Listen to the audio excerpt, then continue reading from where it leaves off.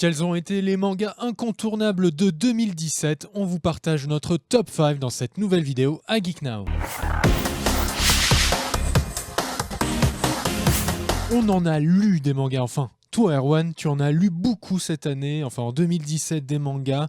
On pouvait retrouver quotidiennement presque des nouvelles critiques, vu toutes les sorties qu'il y a eu. Quotidiennement, Bon, peut-être pas sur hebdo, l'année, mais de temps en temps, au oui, moins je fais la chaque critique. Et semaine, puis tous les mois, on fait le point sur dans les nos... nouvelles séries. C'est vrai que c'est difficile Seulement de rien rater avec tes petits comptes rendus hebdomadaires et le meilleur. mensuels. Et là, on s'est dit qu'on allait revenir en fait sur les mangas, nos mangas, en tout cas incontournables de Oui, 2017. parce en décembre, il y avait quasiment rien de C'était un peu sorti. calme, hein. C'était calme, donc on s'est dit on va revenir sur toute l'année. Et puis voilà, les nouvelles séries, ça c'est Mm. important. Et puis peut-être Les vous meilleures. donner des idées pour bien commencer 2018 et rattraper votre retard des derniers mois. Et on va commencer avec le number 5, le Père Fouettard Corporation. Bah oui, chez Kurokawa qui vient juste de sortir, c'est justement un des trucs très récents. Le premier tome sur deux au Japon et la série suit son cours. C'est un coup de cœur parce que c'est la mangaka qui a fait Les Vacances de Jésus-Bouddha. Donc un truc avec un humour très particulier. Elle a vraiment son humour à soi dans le style japonais. À la fois l'humour japonais, mais toujours un peu décalé, un petit peu de sarcasme, comme on ne voit pas forcément au Japon facilement. Toujours un petit peu d'onirisme, de bizarreté. Elle a vraiment son monde à elle. Et là, pour le coup, une fois encore, elle va s'intéresser à un petit peu des mythologies, des croyances. Bon, je dis pas que Jésus et Bouddha sont... Non, c'est vous qui voyez, Oui. mais c'est intéressant de la voir utiliser des notions occidentales, les mélanger aussi à la culture asiatique, parce que dans ce nouveau manga, il y a aussi une petite part de bouddhisme. Mhm. Et surtout, ça parle du Père Fouettard. Alors, au peut se dire Japon, ils connaissent Noël, ils connaissent le Père Noël, mais alors le Père Fouettard, c'est complètement inconnu. Et elle va utiliser cette mythologie pour créer un monde tout à fait bizarre où tu as un jeune japonais qui est gentil mais complètement loser, très honnête. Donc un gentil garçon, tu vois, pas la cible du Père Fouettard normalement. Et qui va se faire kidnapper parce que lui, ce qu'il veut, c'est un CDI et le Père Fouettard va lui offrir un CDI bien Quelle payé, chance! tu vois, bien payé, mais très Il est- loin au pôle Nord, voilà, pour aller faire les cadeaux parce que le Père Noël a disparu. Et Donc c'est le Père Fouettard qui fait son boulot. qu'est-ce que tu as aimé? Les dessins, l'humour, l'univers? Bah, elle a vraiment son style, son chara design est généralement fantastique. Là, le héros, il a une tête un peu dure. Il a vraiment t'as envie de lui foutre des baffes en fait. Mais c'est vraiment l'univers et l'humour, quoi. C'est cette façon de mélanger les cultures et de faire de l'humour complètement décalé dessus, et même parfois un peu méchant et tout. C'est vraiment, vraiment très très bien, quoi. Il y a une petite critique de la société de consommation, forcément. C'est Noël et tout ça qui démarre bien en tout cas sur ce premier tome. Et c'est une série qui est en cours Oui, encore. c'est une série en cours. Je pense qu'elle va durer un petit moment. Là, il y a 2 tomes seulement au Japon. Donc on peut la prendre maintenant et c'est assuré qu'elle va être bien sur la suite sans problème. Donc aux éditions Kurokawa. Voilà. On va passer à ton number 4, ton numéro 4, qui est donc Tokyo Alien Bros. Encore de l'humour, oui. Mais des aliens, on se Des dit, aliens, dans l'espace. non, justement pas sur Terre, c'est 2 aliens qui sont un peu l'avant-garde d'une invasion et qui sont là pour juger l'humanité, pour voir s'ils peuvent s'infiltrer et envahir l'humanité tranquillement. Donc il y en a un qui est là depuis quelques années, qui s'est habitué, même s'il est encore un petit peu décalé, il passe pour un loufoque. Il y a son frère, ou plutôt, enfin on dit que c'est son frère, mais je pense qu'ils sont tous frères dans cette race alien, qui débarque et qui lui n'y connaît absolument rien du tout. Il débarque pour voir où en est justement son collègue. Et il va falloir qu'il s'habitue lui aussi à ce monde pour voir si oui ou non cette invasion peut avoir lieu. C'est en 3 tomes, il y en a 2 de sortie. Le 3e sort bientôt début 2018. Donc c'est de l'humour. Pareil, c'est un peu comme le Père Fouettard, c'est assez décalé, aussi onirique. Ça permet une vision de l'humanité, tu vois, assez douce, amère, avec ses défauts et puis ses qualités. Et c'est un peu con sur les bords. C'est bien dessiné, c'est très joli, avec un style très particulier. Et c'est vraiment à lire, quoi. Surtout qu'il n'y a que 3 tomes, donc Ça, c'est rapide. Ouais, c'est une très bonne série pour ceux qui veulent les petites séries.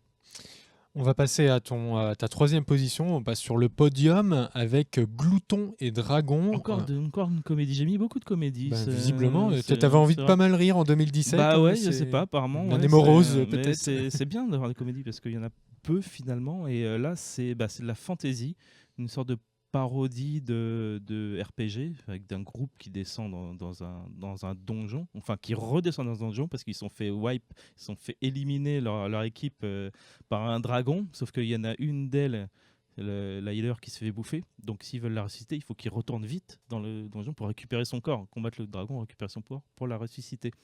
Sauf qu'ils sont, ils sont à sec, donc ils décident de redescendre sans faire de provisions et de manger les monstres qui tueront au fur et à mesure.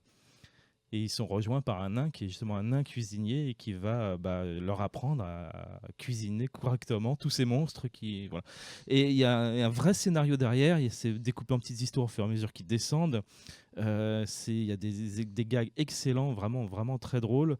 Le dessin, un petit style unique dans le chara design et aussi, je ne sais pas si c'est une mangaka, je crois, qui est vraiment très très forte pour les expressions faciales, vraiment hilarantes. C'est celui qui est derrière moi là. Ouais, c'est celui-là. Ça fait très réaliste quand même. Oui, il y a un petit style occidental. Ça dépend des personnages en fait. C'est pas du tout un style manga habituel. Ça a vraiment son propre style. Et c'est vraiment, vraiment très drôle dans les situations, dans les dialogues. Tout est vraiment avec une vraie histoire derrière, quoi, en fait.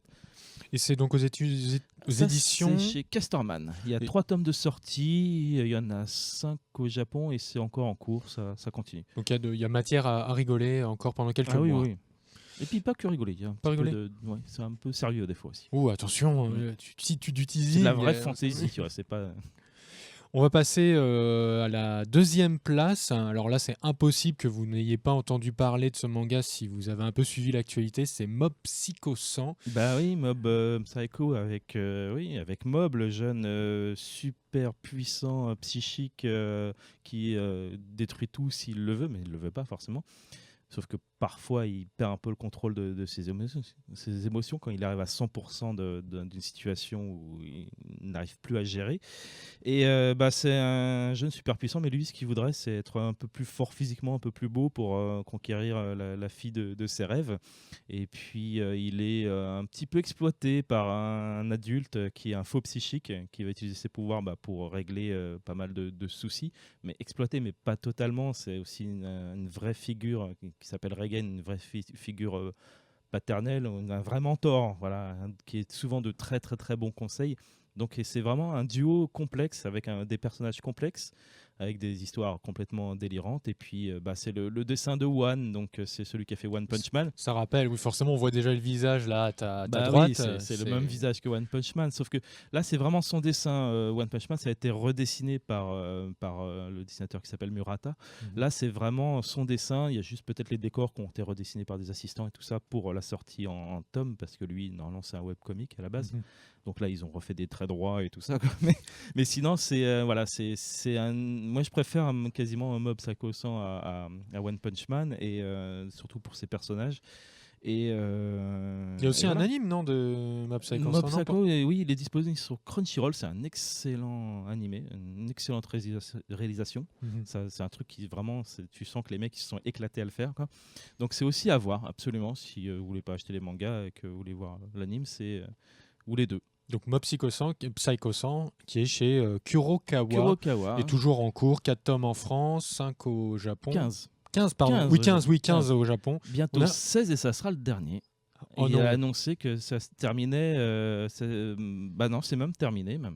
Mais qu'est-ce qu'on fait maintenant on va peut-être passer pour la. On a le temps d'avoir la suite, et puis après peut-être qu'on aura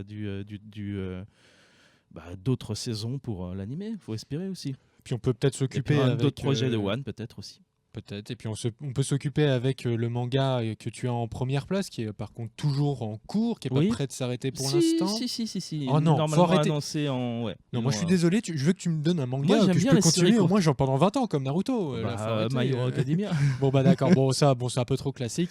Donc bon, le numéro 1, c'est aussi un manga sur lequel on est beaucoup revenu Ouais, cette c'est vrai. année, c'est Fire Punch, Ouais. un manga. Il est d'ailleurs dans mes coups de cœur 2017 généraux, Mhm. donc forcément on le retrouve ici aussi. Fire Punch chez Kaze, qui est la première œuvre d'un mangaka qui a l'air complètement fou. Voilà. C'est ça, il a l'air dingue.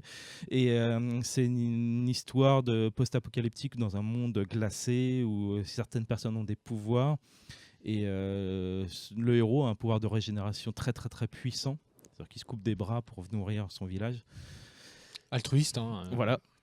altruiste cannibale. Et sauf qu'il est brûlé par un autre pouvoir qui sont des flammes qui ne s'arrêtent jamais en fait, tant qu'elles n'ont pas tout consumé. Et donc l'ensemble des deux fait qu'il devient un homme qui brûle en permanence. Donc il met des années à surmonter la douleur et enfin se partir en quête de vengeance contre cet homme. Et c'est vraiment un manga complètement dingue dans la narration, dans les personnages, dans les références, même dans le dessin parfois. Il y a beaucoup de références occidentales, aussi dans le style ou dans même ce dont il parle, parce qu'il y a un des personnages qui est une sorte de folle alliée, qui est pro du cinéma et qui parle beaucoup de films américains, hollywoodiens. Et il y a énormément de rebondissements dans l'histoire. On sait jamais où ça va. On croit qu'on a compris, mais en fait non. Et franchement, je ne sais pas si le mangaka sait exactement ce qu'il fait. Il doit avoir une piste. Des fois, on sent qu'il veut partir sur un truc, mais en fait, il s'arrête en cours, il repart dans une autre direction. C'est un peu le bordel, mais il y a C'est imprévisible au final. voilà, c'est imprévisible, c'est sauvage, c'est le chaos, mais il y a une énergie dans ce truc qui est vraiment incroyable pour une première œuvre, et puis on verra après pour la suite, mais en tout cas, c'est vraiment à découvrir. Je ne sais pas s'il y a déjà eu une annonce d'adaptation, peut-être pas Non. encore, mais vu qu'on en parle vraiment beaucoup, franchement, ça serait Pas bizarre. mal. Ça serait pas mal. Mais c'est tellement spécial que je ne sais pas si S'ils les arriveraient à l'adapter. studios et les comités de production n'ont pas un petit peu peur quand même. C'est vraiment très bizarre. Bah voilà. On a fait le tour de tes 5 top mangas de l'année 2017. Il y en a 5-6 derrière, juste que tu dis qui étaient à aimeraient talons. bien dans le top, mais ils sont pas loin. Mais bon, tant pis. Bon, peut-être que justement, ceux que tu n'as pas réussi à mettre dans cette liste fait partie de vos mangas préférés. N'hésitez pas à partager vos avis, vos coups de cœur de 2017 dans les commentaires sous cette vidéo. Nous, on vous dit à très vite, tout au long de 2017 pour nos critiques de mangas, d'animés et voilà, peut-être on espère avoir d'aussi bonnes nouveautés en 2018 sur lesquelles on reviendra sur IGN France. On vous dit à très vite. Ciao. Salut.